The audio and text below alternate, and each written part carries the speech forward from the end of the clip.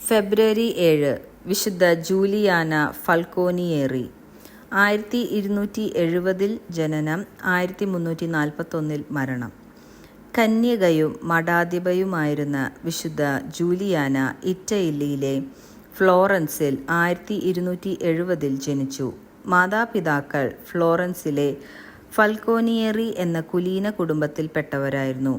മക്കളില്ലാതെ അനബദ്ധ്യത ദുഃഖത്തിൽ വിഷമിച്ചു കഴിഞ്ഞിരുന്ന ആ ദമ്പതികളുടെ നിരന്തരമായ പ്രാർത്ഥനയ്ക്ക് പ്രത്യുത്തരമായി വൈകി കിട്ടിയ സമ്മാനമാണ് ജൂലിയാന എന്ന പെൺകുട്ടി. അതിന് നന്ദി സൂചകമായി പിതാവ് ഫ്ലോറൻസിൽ ഒരു മനോഹര ദേവാലയം പണിയിപ്പിച്ചു. വിശുദ്ധ മറിയത്തിന് കിട്ടിയ മംഗളവാർത്തയെ ഓർമ്മിപ്പിക്കുന്ന മംഗളവാർത്താ പള്ളി എന്നായിരുന്നു അതിൻ്റെ പേര്.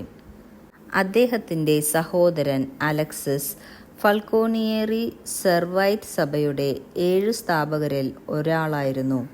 പിതാവിൻ്റെ മരണശേഷം പിതൃസഹോദരൻ അലക്സിസ് ആണ് ജൂലിയാനയെ സംരക്ഷിച്ച് വളർത്തിക്കൊണ്ടിരുന്നത്. ജൂലിയാന ലൗകികമായ സുഖജീവിതത്തിലോ ആഡംബരത്തിലോ താൽപ്പര്യം കാണിക്കാതെ സദാ പ്രാർത്ഥനയിലും ധ്യാനത്തിലും ആനന്ദം കണ്ടെത്തിയിരുന്നു. മകളുടെ ഇത്തരം പ്രവണതകൾ ഒരു വിവാഹ ജീവിതത്തിന് തടസ്സമാണെന്ന് തിരിച്ചറിഞ്ഞ മാതാവ് വളരെ ദുഃഖിതയായി. ഇതിനിടെ ബന്ധുക്കൾ ഫൽക്കോനിയേറി കുടുംബത്തിന് യോജിച്ച ഒരു വരനെ അന്വേഷിച്ചു തുടങ്ങി. എന്നാൽ 15-ാമത്തെ വയസ്സിൽ തന്നെ ജൂലിയാന കന്യാവസ്ത്രം സ്വീകരിച്ച് സെർവൈറ്റ് 3-ാം സഭയുടെ സന്യാസ വസ്ത്രം സ്വീകരിച്ച് അതിൽ ഒരംഗമായി തീർന്നു. അങ്ങനെ പരിശുദ്ധ മറിയത്തിൻ്റെ സെർവൈറ്റ് 3-ാം സഭയുടെ സ്ഥാപകയായി അവൾ അറിയപ്പെടുന്നു. തുടർന്ന് അമ്മയുടെ മരണം വരെ ജൂലിയാന സ്വന്തം വീട്ടിൽ ഉപവാസവും പ്രാർത്ഥനയും കഠിന പരിഹാര പ്രവർത്തികളുമായി കഴിഞ്ഞുകൂടി. അവളുടെ പരോപഹാര പ്രവർത്തികളും പ്രാർത്ഥനാ ജീവിതവും ഫ്ലോറൻസിലെ നിരവധി കുലീന കുടുംബിനികളെ സ്വാധീനിച്ചു. പലരും അവരുടെ ആഡംബര ജീവിതവും ധാരാളിത്തവും ഉപേക്ഷിച്ച് 3-ാം സെർവൈറ്റ് സഭയുടെ ഉപവിപ്രവർത്തികളിൽ സഹകരിക്കാൻ തുടങ്ങി. 1304 അമ്മയുടെ മരണശേഷം തൻ്റെ 35-ാമത്തെ വയസ്സിൽ ജൂലിയാന സെർവൈറ്റ് 3-ാം സഭയിൽ ചേർന്ന് സമൂഹ ജീവിതം നയിക്കുന്ന വനിതകളുടെ കൂട്ടായ്മയിൽ ഒരു ജോലിക്കാരിയായി ചേരാൻ അപേക്ഷിച്ചു. എന്നാൽ ജൂലിയാന ആ സഭയുടെ ശ്രേഷ്ഠയായി തിരഞ്ഞെടുക്കപ്പെട്ടു. അവളുടെ തപസ്സ ജീവിതവും വിനയവും ഭക്തിയും എല്ലാവർക്കും മാതൃകയായി. ദരിദ്രരെ സഹായിക്കാനും രോഗികളെ ശുശ്രൂഷിക്കാനും പരസ്പരം ശത്രുതയിൽ കഴിയുന്നവരെ രമ്യതയിൽ ഒന്നിപ്പിക്കാനും അവൾ നിരന്തരം പരിശ്രമിച്ചുകൊണ്ടിരുന്നു. അധികാരികളുടെ നിർദ്ദേശപ്രകാരം ജൂലിയാന ആ സഭയുടെ നിയമാവലി എഴുതിയുണ്ടാക്കി.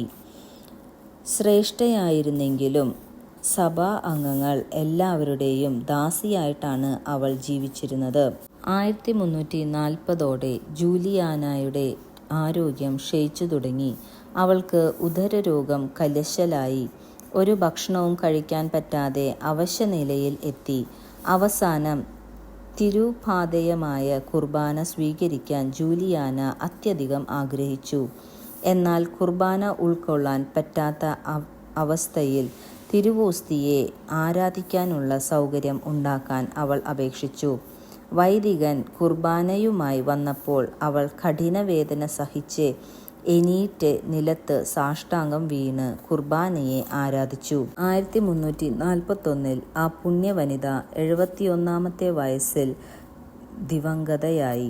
തിരുവോസ്തി അവളുടെ ശരീരത്തിൽ വെച്ചപ്പോൾ അത്ഭുതകരമായി അപ്രത്യക്ഷമായി എന്നും മരണത്തിന് ശേഷം തിരുവോസ്തിയിൽ അടയാളപ്പെടുത്തിയിരിക്കുന്ന കുരിശ് അവളുടെ മാറിൽ ആലേഖനം ചെയ്യപ്പെട്ട് കാണപ്പെട്ടു എന്ന് ചില ഗ്രന്ഥകാരന്മാർ രേഖപ്പെടുത്തിയിട്ടുണ്ട്. അതുകൊണ്ട് പരിശുദ്ധ കുർബാനയുടെ പുണ്യവതിയെന്ന് ജൂലിയാന അറിയപ്പെടുന്നു. വിചിന്തനം: കുർബാന സ്വീകരിച്ചതിന് ശേഷം നീ ഭക്ഷിച്ച ആത്മീയ ഭക്ഷണത്തിൻ്റെ ഒരു പ്രഭാവവും അനുഭവപ്പെടുന്നില്ലെങ്കിൽ നിന്റെ ആത്മാവ് ഒന്നിങ്ങൽ രോഗിയാണ്, അല്ലെങ്കിൽ മരിച്ചിരിക്കുന്നു എന്നതിൻ്റെ സൂചനയാണ് അത് കാണിക്കുന്നത്. ശുദ്ധ ബനവന്തൂര.